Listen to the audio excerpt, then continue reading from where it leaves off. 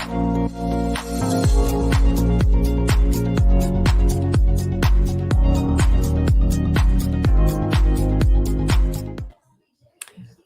evening, everybody. I hope you guys had a good weekend.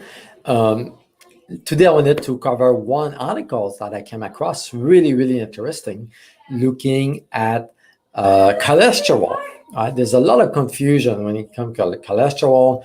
Most likely, if you go see your medical doctor, they will run some lipid panel and you look at your triglyceride, look at your cholesterol, your good cholesterol, your bad cholesterol, and so on and so on.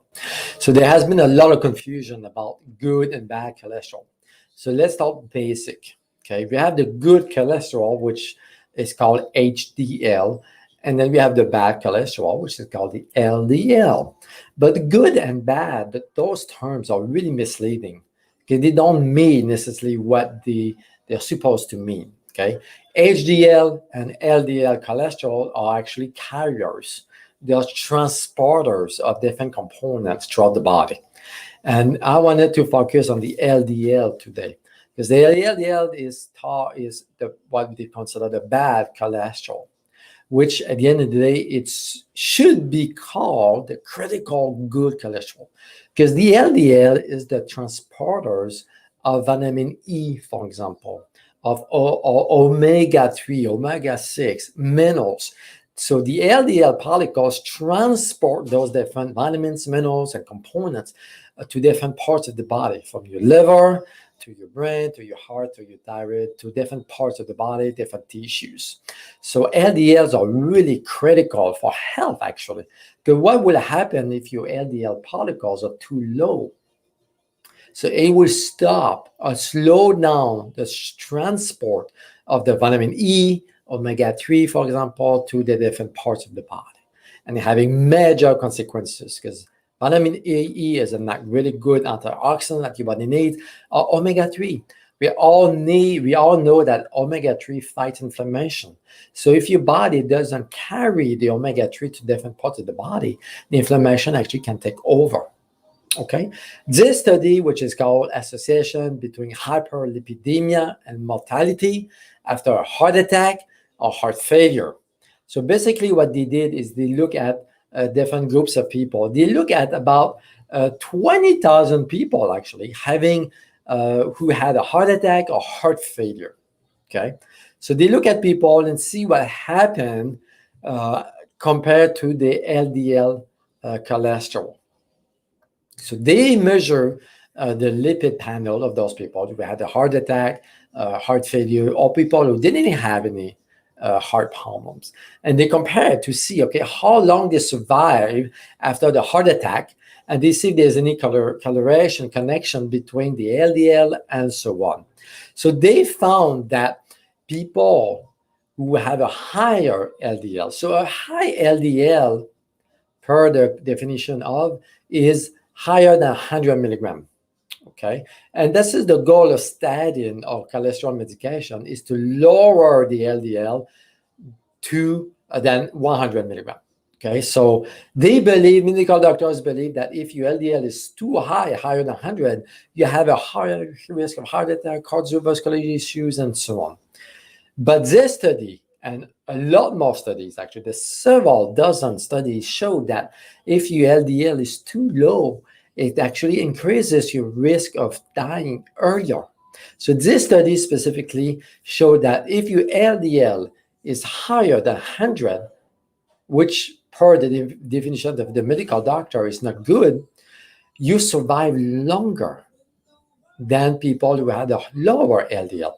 Like I just said, so the reason of it is LDL carries antioxidants. It carries omega-3, for example, to the heart, to the brain, to the thyroid, to the liver, and so on and so on. So LDL is really critical for health. Actually, there's one study, a big study called the MONICA study, that has been going on for 20 plus years in Europe. And the MONICA study, again, supports this finding. They show that if your cholesterol is too low in your blood, it increases the risk of dying of heart attack, stroke, cancer, diabetes, and so on and so on. So we know today that your blood cholesterol should be higher than lower. Okay. When it's too low, if you use a statin, for example, I mean, they recommend that your cholesterol should be lower than 200. And it's really, really hard to do without diet. A lot of people need to use a medication to get it lower. And if you use a medication, statin have major side effects. Statin is one of the worst medication to use when it comes to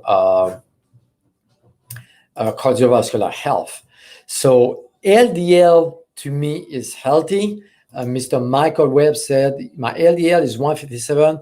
That's a good number to me. I would not be concerned with it. And the other confusion when it comes to LDL is there's about 12 different types of LDL. The LDL is not measured in your blood. It's calculated based on other numbers. So the calculation they use is off. It's not really based on science. So they give you a number that is calculated that does not really reflect your actual blood level. So LDL, there's 12 types, like I said. 11 types are pretty safe. There's no connection. There's one type that is connected to cardiovascular issues. And unfortunately, the blood tests that typical doctors do don't measure that. You will have to do a really specific blood panel, which is a little bit pricey. It's not really covered by insurance. It's out of pocket. And most doctors don't use it to look at these different particles and to see which one is high. So again, LDL is safe. It's actually needed in the body to fight infections, inflammation, to bring all those different antioxidants to the body.